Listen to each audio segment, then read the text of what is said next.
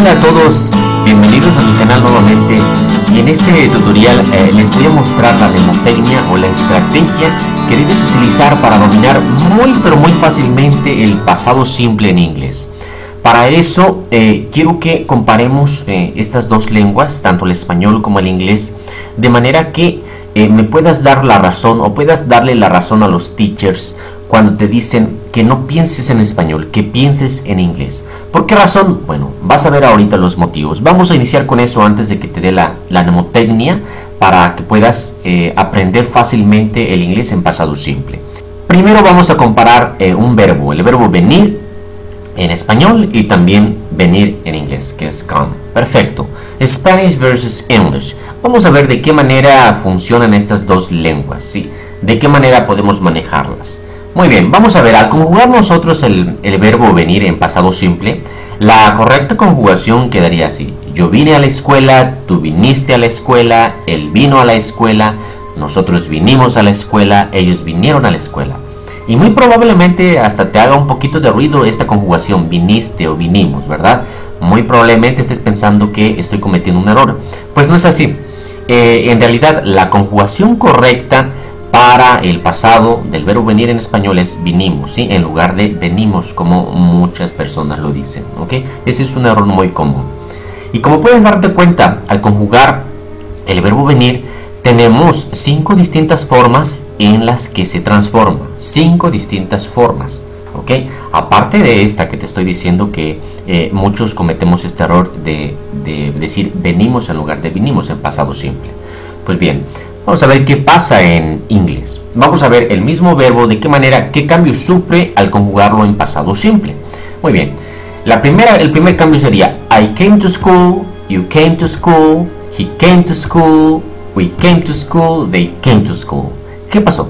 Como puedes notar, solamente es una forma, ¿sí? Para todos los sujetos solamente vamos a utilizar la forma came, ¿sí? Solamente esa.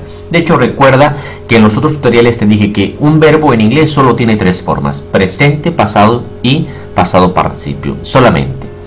Muy bien. Ahora, ¿por qué los teachers o por qué los maestros de inglés normalmente dicen no pienses en español, piensa en inglés?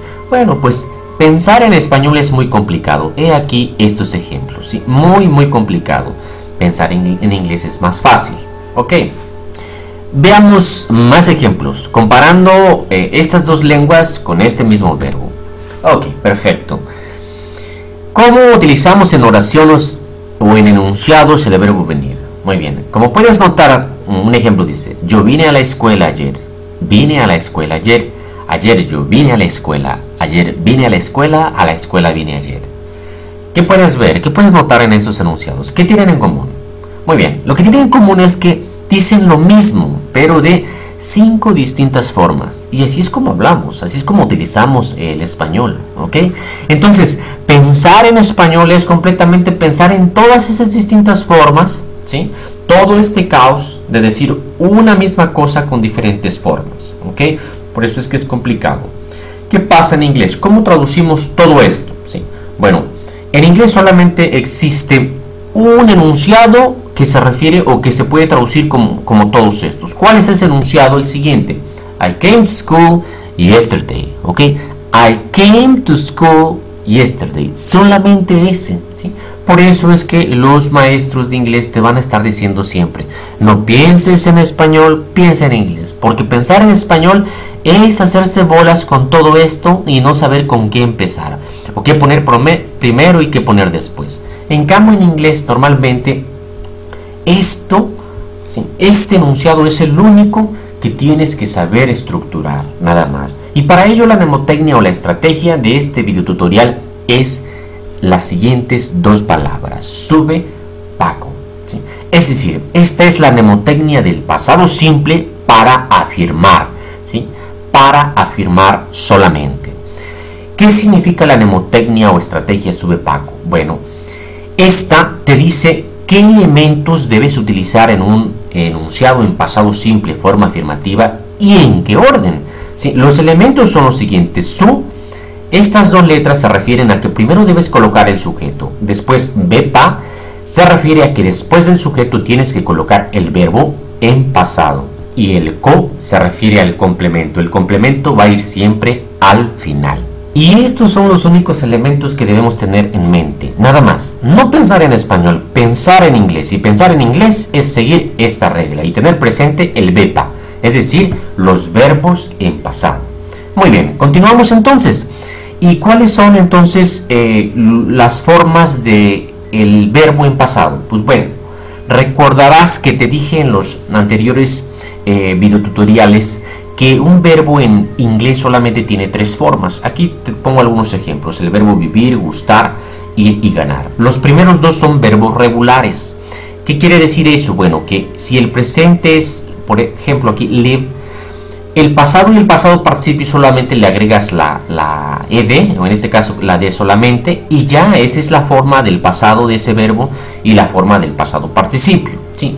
Cuando se trata de verbos regulares. Sin embargo, el verbo ir y el verbo ganar en inglés son verbos irregulares, es decir, esos sí tienen 3 formas distintas, o 2 en el caso de when. Por ejemplo, go en presente es go, en pasado cambia y se pone went, y el pasado participio es gone. Win, que es ganar, el presente es win, el pasado es won y el pasado participio won. Ok, bueno, estas son las únicas 3 formas, y te recuerdo, te dije, en inglés los verbos más difíciles son los verbos irregulares porque muchos tienen hasta 3 formas distintas, pero es lo máximo que puede tener ese verbo, ¿sí? Comparado con los del español que tienen hasta 30, 40 formas distintas. Muy bien, entonces, teniendo esto presente, comparemos un poquito y practiquemos con algunos enunciados que queramos traducir al inglés. Ejemplo, me gustó mucho la película, ¿ok? Kevin vivió en Canadá el año pasado. Ok, Elsa se ganó la lotería. Fuimos a México ayer. Como puedes notar, son enunciados en pasado simple, nos describen algo que sucedió. Y son afirmaciones, ¿sí? No hay signos de interrogación ni tampoco está la palabra no para que digamos que es una negación. Entonces trabajemos utilizando esta mnemotecnia, que es la mnemotecnia del pasado simple en forma afirmativa. Muy bien, entonces voy a pensar en inglés, no en español. El español solamente me va a guiar, pero voy a pensar en inglés, es decir, en esta mnemotecnia subpaco, donde aquí no me voy a centrar en cómo se dice en inglés me, sino voy a preguntar quién es el sujeto, a quién le gustó, ¿sí? Entonces el sujeto soy yo, entonces eso es lo primero que pongo. Después dice que viene el VEPA, el verbo en pasado. Ok, ¿qué pasó conmigo? Me gustó, entonces voy a poner el verbo gustar en pasado, el que tenemos aquí, lo voy a poner en pasado. I liked. Y después dice que después del VEPA sigue el co, que es el complemento. Entonces, I liked the movie very much. Y ahí tengo traducido ese primer enunciado. Siguiente. Elsa se ganó la lotería. Ok. Pienso en inglés y digo, ¿quién es el sujeto? ¿Quién se ganó la lotería? Elsa. Perfecto. Entonces, lo primero que pongo. Después viene VEPA, es decir, el verbo en pasado. Estamos hablando de ganar. Entonces voy a poner esta forma. Won. Y después dice la mnemotecnia que va el complemento. Entonces, the lottery. Elsa won the lottery. Perfecto. Lo mismo con los siguientes ejemplos. Kevin vivió en Canadá el año pasado. Igual, lo mismo, ese orden. Kevin lived in Canada last year. Fuimos a México ayer. ¿Ok? Si te das cuenta, aquí no pienses otra vez en español, porque si piensas en español vas a querer omitir aquí el sujeto. ¿Ok? Aquí no hay sujeto, si te das cuenta, entonces vas a querer omitirlo. Pero en inglés siempre se ponen los sujetos. Entonces, ¿quién es el sujeto? ¿Quién fue a México ayer? Nosotros, porque nosotros fuimos a México ayer. Entonces, con eso inicias y todo lo demás. We went to Mexico yesterday. Muy bien, ya que hemos practicado juntos, ahora me gustaría que practiques tú solo los siguientes ejercicios. Quiero que conjugues estos verbos que están entre paréntesis al pasado simple. Es decir, cómo los pondrías o los escribirías en pasado simple. Puedes pausar el video para anotar tus respuestas y posteriormente checar si lo hiciste correctamente. Solo te adelanto, los primeros ejercicios se trata de verbos regulares y los segundos ejercicios, los segundos 5, son verbos irregulares. Las respuestas que espero que hayas puesto son las siguientes: liked, lived, learned, washed, painted. Y para los otros ejercicios, las respuestas espero hayas puesto went, bought, ate, sent, told. Marta liked the book. We lived in Spain for 2 years. Natalie learned to speak French very soon. My friends watched a very good movie. They painted the house. We went to the beach last weekend. Daniel bought a new car yesterday. I ate pizza this morning. My parents sent a letter. Sonia told me a secret. En pasado simple diría, a Marta le gustó el libro. Nosotros vivimos en España durante 2 años. Natalie aprendió a hablar francés muy pronto. Mis amigos vieron una película muy buena. Ellos pintaron la casa. Nosotros fuimos a la playa el fin de semana pasado. Daniel compró un nuevo carro ayer. Comí pizza esta mañana. Mis papás enviaron una carta. Sonia me dijo un secreto. ¿Okay? Son enunciados en pasado simple en forma afirmativa.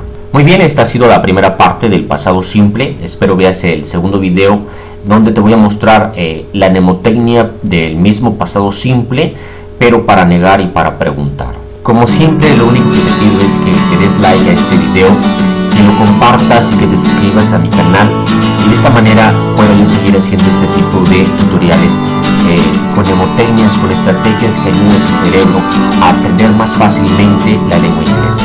Nos vemos hasta el